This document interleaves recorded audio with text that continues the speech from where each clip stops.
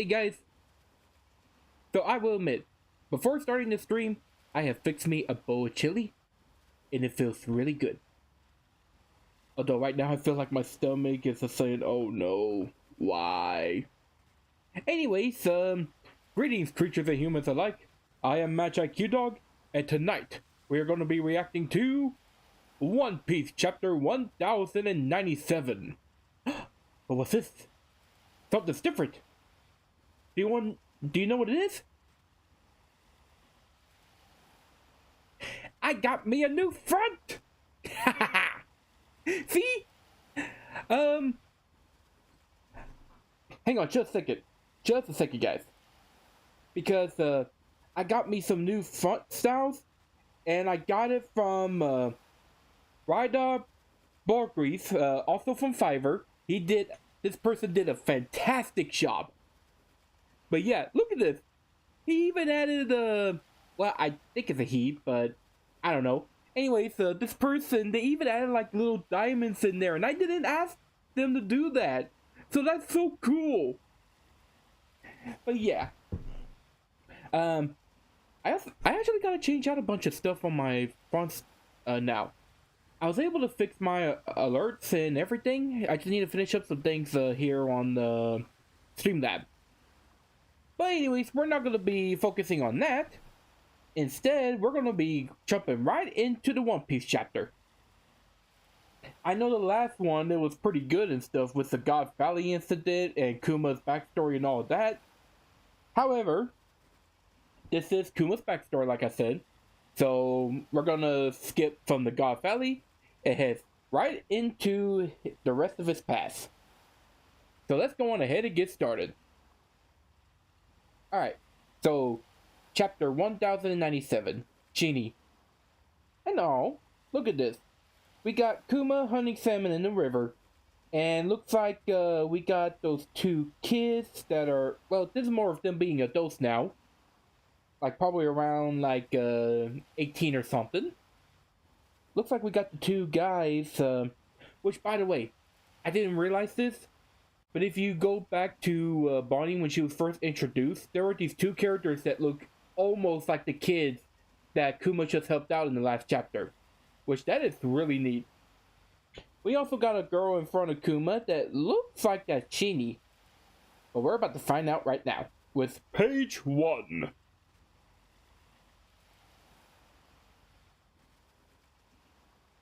Hello? Darn website. Ha! Here we go. Alright. Page 1, again.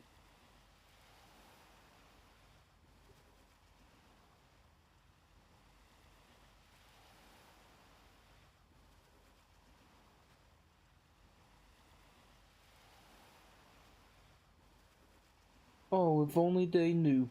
If only they knew.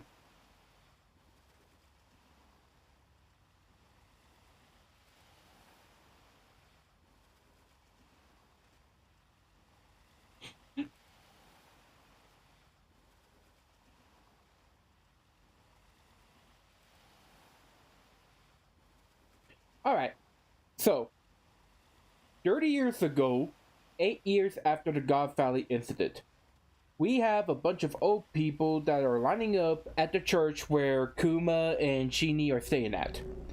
And we just hear like a bunch of these old people just being like, oh, I'm begging you, please help us and stuff. They're also mentioning about his dad, like, I remember your father, he was always so good being around here. It was surprising that he suddenly vanished. But he ended up raising a good son that became a pastor. Your parents must be so proud of you. And this son Kuma, at 17 years old, and he's using his pauper powers to expel pain from old granny and stuff. And she's like, oh, this kingdom full of old people. But my pain is better now. Thank you so much. And you just see this old guy raising up his hand like, me next! I want to turn at this! My hip is killing me like crazy! Then you just see a bunch of old people just praying like, oh, thank you! You have healing hands! And one of them even asking like, hey, can you do this on the weekdays? we then see who I assume is Chini taking a few stumps, being like, he can't. He only does this on Sundays. Now then, on to page 2. Dang, she looks good. Alright. Anyways, let's continue reading the chapter.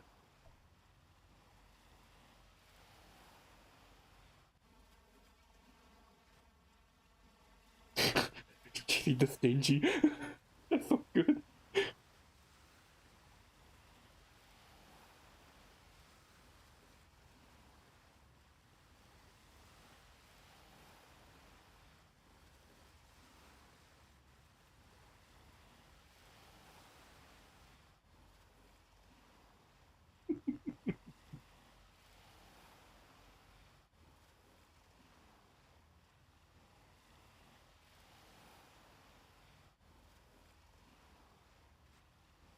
Okay, so we got introduced to Chini as she is now 21 years old. And I like her design. She's basically looked like Bonnie and stuff, but she still got like that hairstyle. And looks like her personality has really exploded in a certain sense. Because she's kind of fussing at the old people, being like, you don't even pay for the services that Kuma does, you shameless old people. And they're like, Genie the Stingy has appeared. And she's like, shut up! This isn't a hospital. And the old people are just having a good time, being like, she sure is pretty, but she's got a bit of a foul mouth. But it won't stop the confession of the man around town. They then start asking, like, is Kuma around? His face is just soothes our hearts and stuff. And Kuma is just like, oh, I'm so glad to hear that. But she's like, this only happens because you keep pampering them, Kumashi. And you just see the old people being like, yeah! Going outside the church, we then have the old people continuing to explain about the situation at the Sorbet Kingdom, being like, well, we can't really donate anything to him because of the heavenly tribute we are, sorry. Boy, that's chilly. We're just scraping by. And, of course, someone asked about if the king has changed. Like, they got, like, a new ruler or something? But we're about to find out in page 3.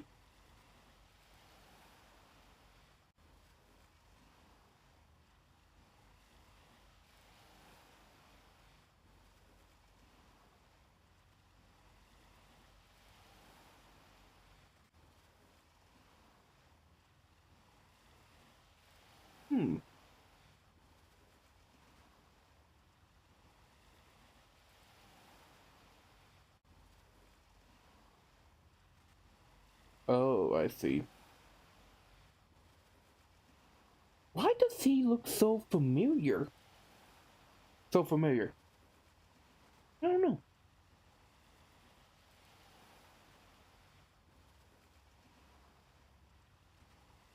Well, Jesus Christ.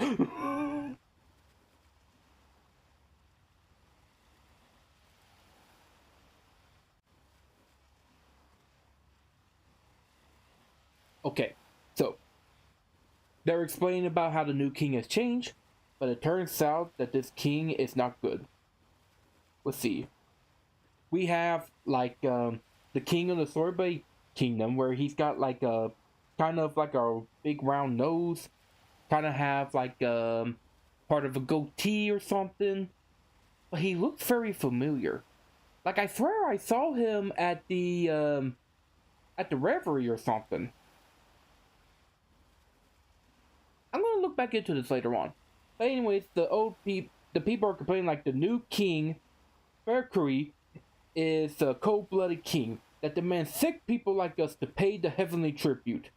And of course, a bunch of them are complaining like, he's a horrible person. He even locked up Gramps in the prison and he died from starvation. And then we see the king being like talking to like the celestial dragons or something. And him just like sweating with a fake smile, being like, that All the while, the people keeps continuing to say, like, he won't give the prisoners a meal. What a stingy king! He only cares about what the celestial dragons say. And of course, it's so like these old people just being like, really giving the stink eye, being like, if it wasn't for us being sick, we would have already taken them down already. But of course, Kuma changed the subject, being like, it's okay. I'll take away all the sickness and the light pains. So come by every weekend, okay? And of course, all the people leave, being like, thank you, Kumashi, we love you! Skipped over to the night. And down in the main, is it the chapel? I don't really go to church all that much, so forgive me if I don't say it right. But yeah, he's walking up, passing by the benches and stuff, and he's walking up to a giant Paul bubble that he created out of paint. But let's see what's going on in page 4. Oh, Kuma.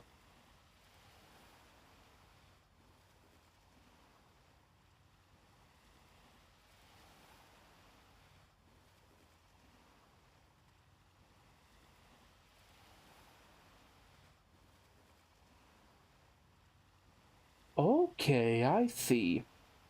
So, Kuma just takes a deep breath, puts his hands into the paw, and he just takes all of the pain of the old people that he extracted them out. And he is just screaming in agony. You can see Chini just burying her head, trying to bear Kuma being in pain. Then we see Kuma laying on his back, just completely knocked off his ass. We see Chini looking up with her having tears and stuff.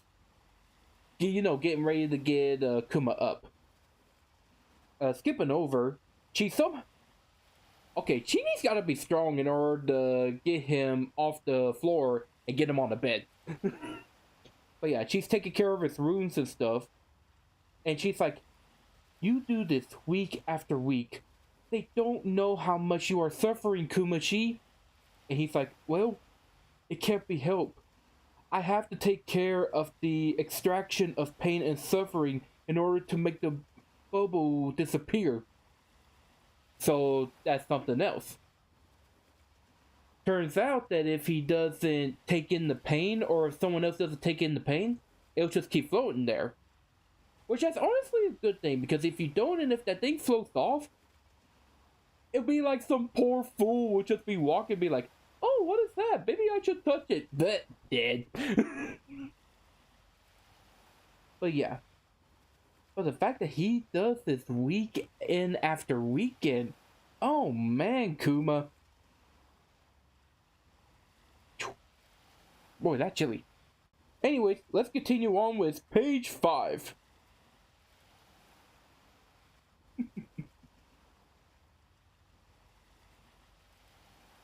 Oh, no, never mind. Okay. Hang on, I'll explain to you guys what I just read.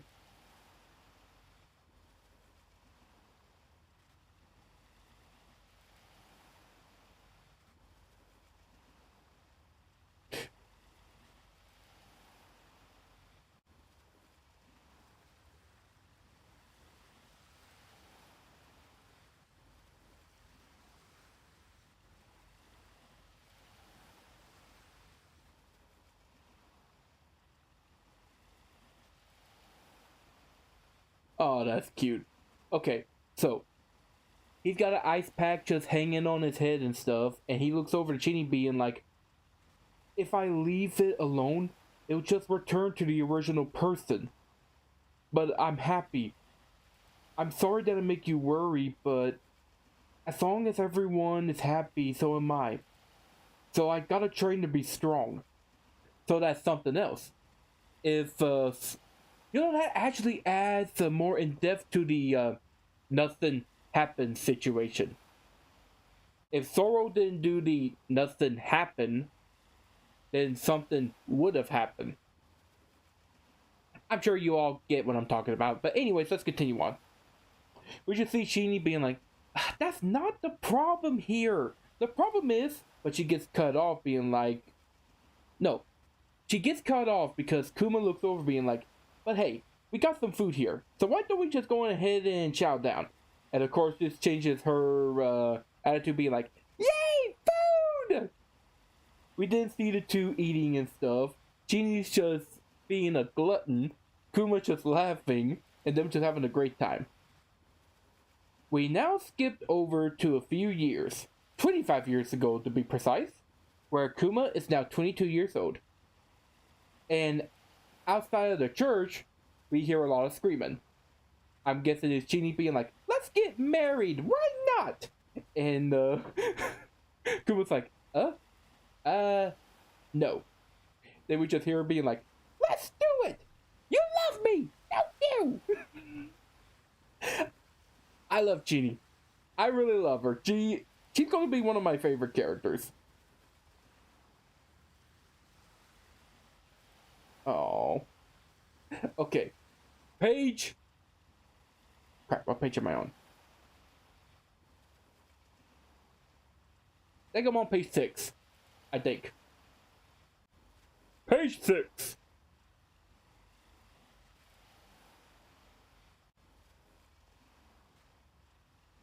Oh, Kuma.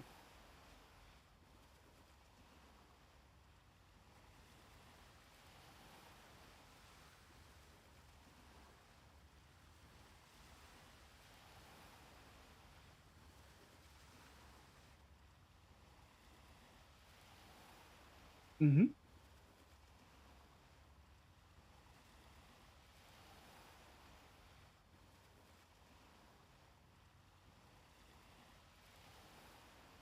Lovely Genie.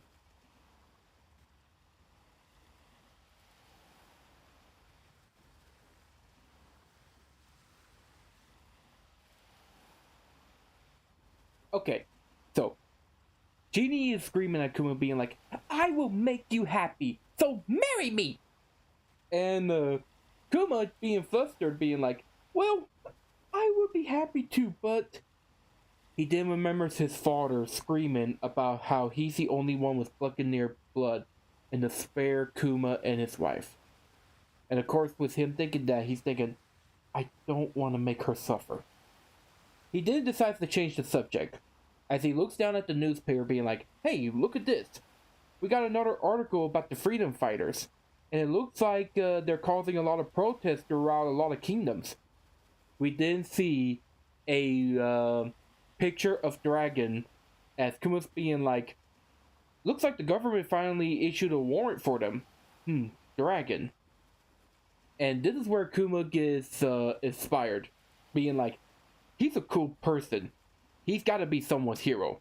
And someday I'm going to head out to sea and I'm going to join them to help liberate people. I'm sorry and stuff. It's just that I should not have ate that chili earlier. I should have waited till after the stream, but I was hungry. That's something else that me and Genie's got in common. We did hear some knocking on the door where Genie looks over, and we see two guys that comes in being like, hey, somebody's here. It's the lovely Genie. And look, we caught a lot of fish, and we want to give you guys some of it. We did see Kuma walking over to them being like, oh, thank you, Gyo Gyo. Yeah, Gyo Gyo. That's the guy's name. Gyo Gyo. G-Y-O. G-Y-O. And Gyogo was his name, oh. I'm so stupid. But anyways, of course Genie gets upset that they're changing the subject and throws the basket at his head, and he doesn't even feel it, being like, ow, that hurt. Well, he didn't react to it. We did see Genie being like, stupid. Now then, on to page 7. Uh-oh.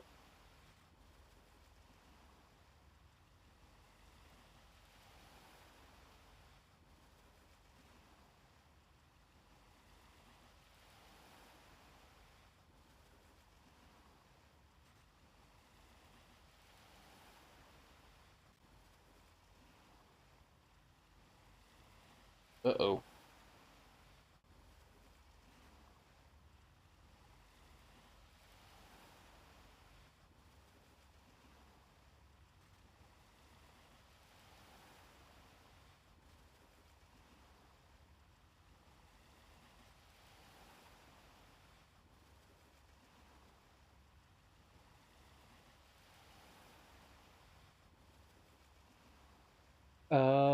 Let's see what's going on. Okay, so we are now cutting over to Kuma being now 25 years old, and now he is in the southern part of the Sorbet Kingdom, the southern city, and a big incident has occurred. Basically, Kuma is fussing at the soldiers for they are starting to kidnap people at the southern city. He's like, give back the people that you have just kidnapped. And we see the people reaching up being like, Kumachi, help! We see the soldiers pointing their swords at them being like, you want to defy this kingdom army? You oversized beast? And we see some people gathering around being like, it's the pastor! What's he doing here? We then see one of the soldiers who just looks like a pirate. He just looks like a thug, you know? He's holding up one of the old man in his arms and he's telling him, didn't you hear, pastor? Looks like the law has changed. We're free to use every person in the southern city, including you. And this old man right here that I got. And he's like, help me! We see Kuma being enraged, being like, you want to enslave them? I won't forgive you! He then uses his Ursa shock to explode the soldiers and stuff, just starting a full-on battle. And we see people being blown away, being like, ah! It's treason! Get him! Now then, cutting over to the king, we see one of the soldiers being like, my king, this policy you just made, isn't it just a little? But the king's like, the citizens are only taking this as a bad thing. But don't worry, they always get confused by titles. But soon enough, they're gonna start looking down on the southern people. And when that happens, we'll find out on page 8. I think we're on page 8. Next page. Ooh, we got a map.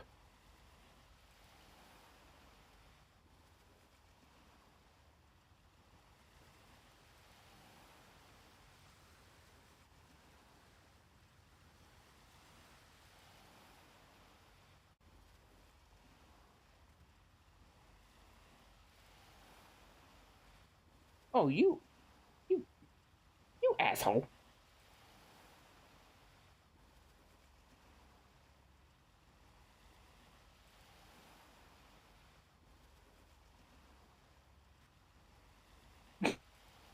So, as a king, I cannot talk today. No, I cannot talk in general. But anyways, as the king is explaining, we see a map of the Sorbet Kingdom.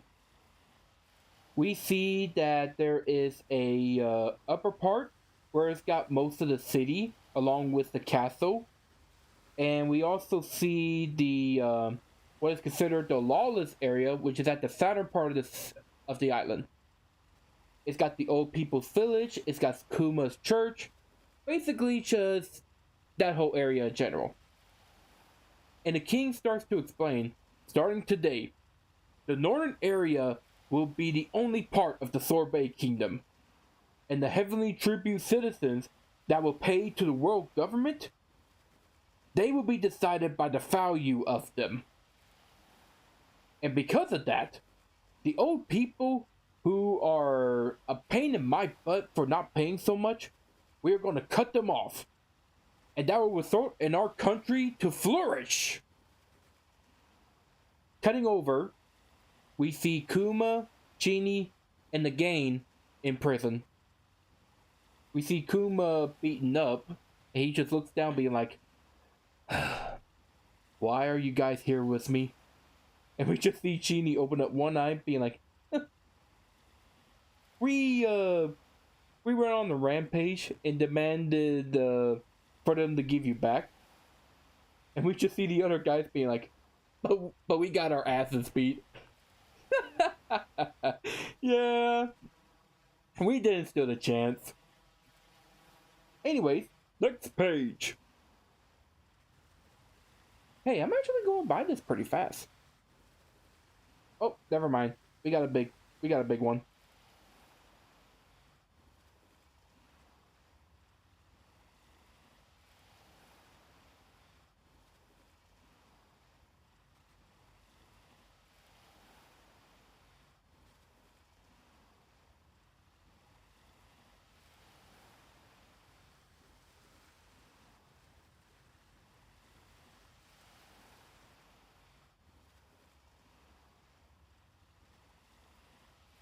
Oh yeah!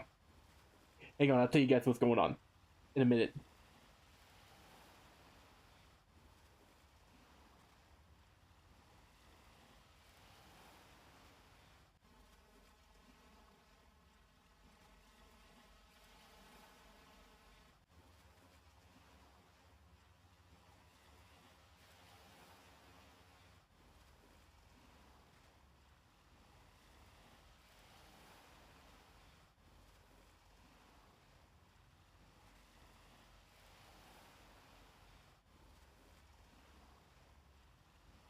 Oh, this is a really good shot.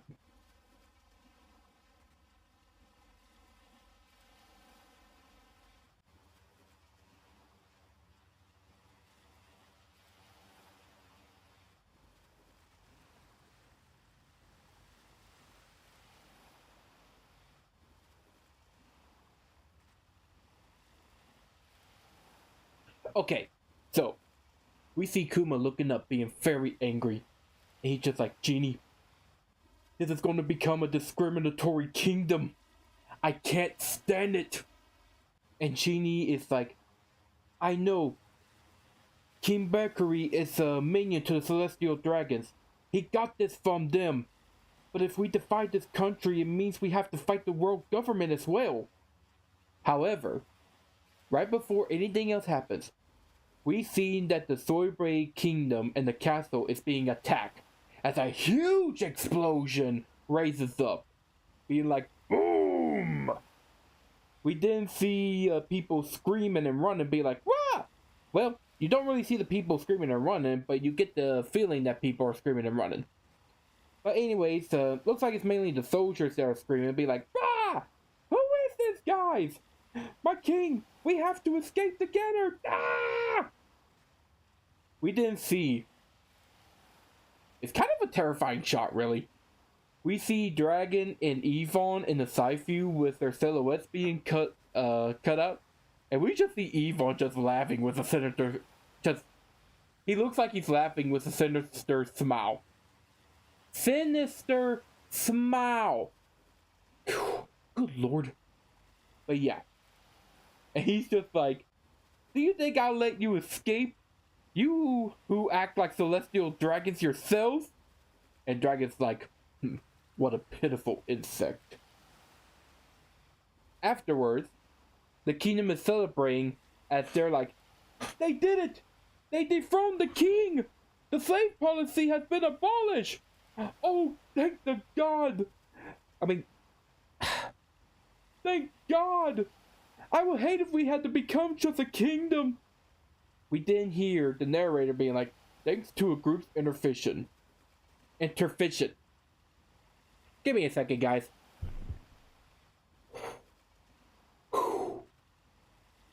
Intervention.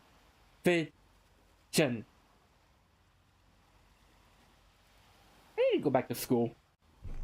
But anyways, thanks to a group's intervention, the Sorbet Kingdom has escaped from a tyrannical government. Now then, we are now seeing, well, not really seeing, but we're hearing the two Ivankov and Dragon talking, as Yvonne is like, oh no, it's Dragon saying like, you made quite a mess out there, recommended man. And we hear Yvonne being like, you're really gonna like him, Dragon. They then open the door as Yvonne's like, Kuma, Genie, we have come for you. And it seems you've been arrested as well. The two are surprised with them just flabbergasted, being like, big bro? Yvonne. And that guy beside you, he's... But Yvonne cuts him up, being like, "Oi, Kuma! Looks like you haven't changed one bit. Well, in that case, let's change this world together!"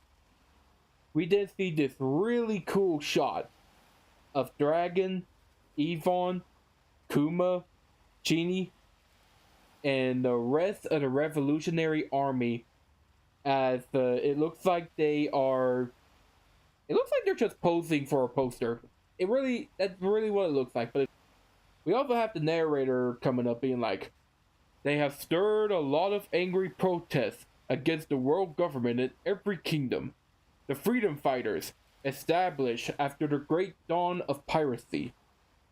After the tragedy of the Hohara incident, they became armed with determination.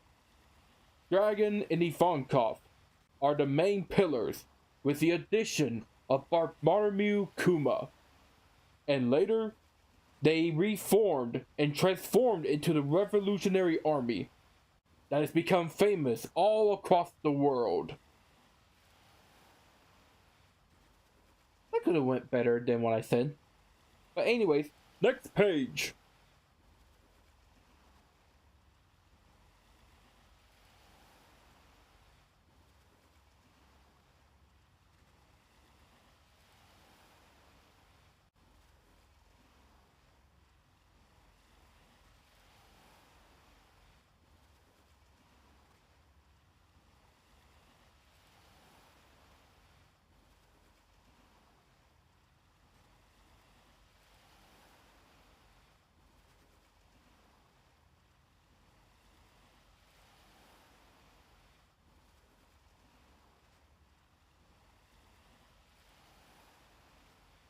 Okay, so we have Dragon to the side being like, "We are lacking funds." It then goes over to some revolutionaries helping out another kingdom in a major fight. As Dragon explains, like mercenaries, "We shall lend helping hands to any rebellions in order to overthrow any tyrannical kings. We will also teach them how to fight with weapons." I could have said that a lot better. Rephrase. "We will also teach those that wish to join our cause and how to handle weapons and how to fight." That was a better take. We didn't see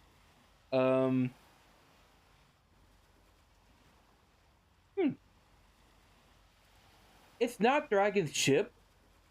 It just looks like a ship that they just stole or something. It's kind of got like a I cannot think. Give me a second, guys. My brain is fried right now. I can't think. Okay. So the Charlie Roger, it looks like there's like a sword, and it has like spikes for like a guard or something. That's what it kind of looks like to me. But anyways, we see Kuma being like, "But how? You can use weapons like that, Dragon?" And this is where Dragon tells him, "Well, I was once in the Navy, but unfortunately, there was no justice in there." We did see the three dining together, as Yvonne's like, "Huh, from Navy to Revolutionary, you only want to help out people, Dragon." We see Kuma being inspired, being like, "I will follow you, Dragon, to the end of the world." And he's like, and Dragon's like, "Well, I won't let you regret it." Looks like another 8 years have flew by. And we see Kuma returning home to the church at the Sorbet Kingdom. And we see a bunch of people celebrating, being like, "You're back, Kuma-shin!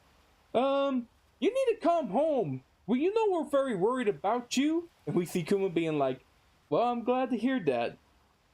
Next page. I said next page. Next page. There we go.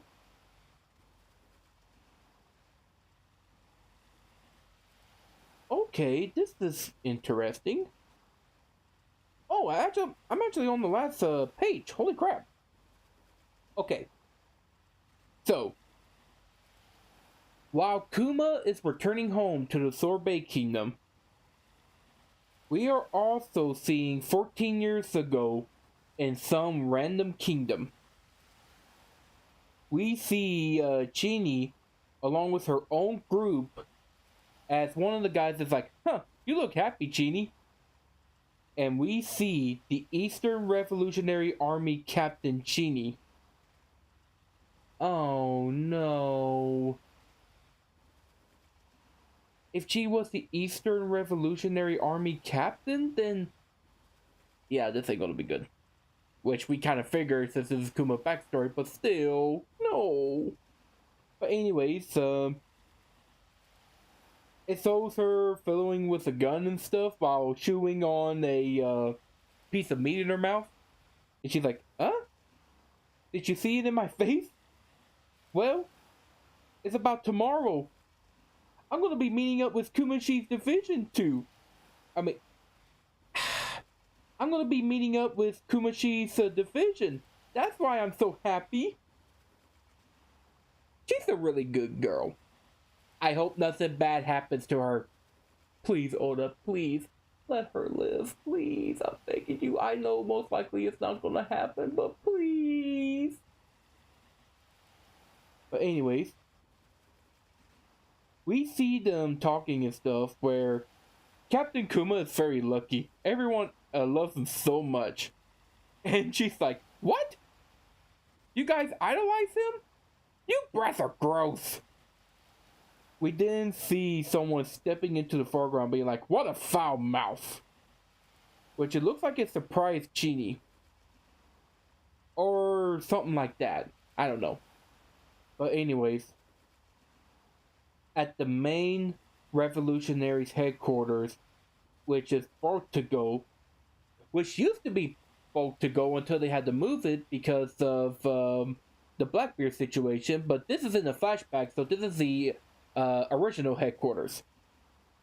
But anyways, we get a soldier being like, Dragon! Dragon! Reporting to him, and Dragon's being shocked. As he's like, what? Chini's been captured? And the soldier, who we don't see who he is, but he's like, I'm so sorry. An unexpected enemy has blank. That's the end of the chapter. And yeah, that's it. That's pretty much it.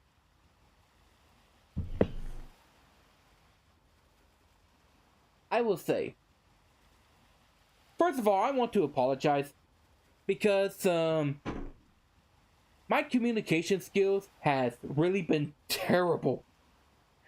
I think it's because of the chili I ate. I really think it's because of that. I need to not eat chili before doing these kinds of streams. But yeah. So let's go ahead and review what we just learned, shall we? Let's see. We got to see that Kuma became a pastor for the church, and that he spent most of his days healing the elderly. We know that Chini's been living with him, so lucky him. We also learn about one of the side effects of creating the bubble, which if he doesn't absorb it into himself or have someone else too, it goes back to the original person. We also got to see more about the king of that time.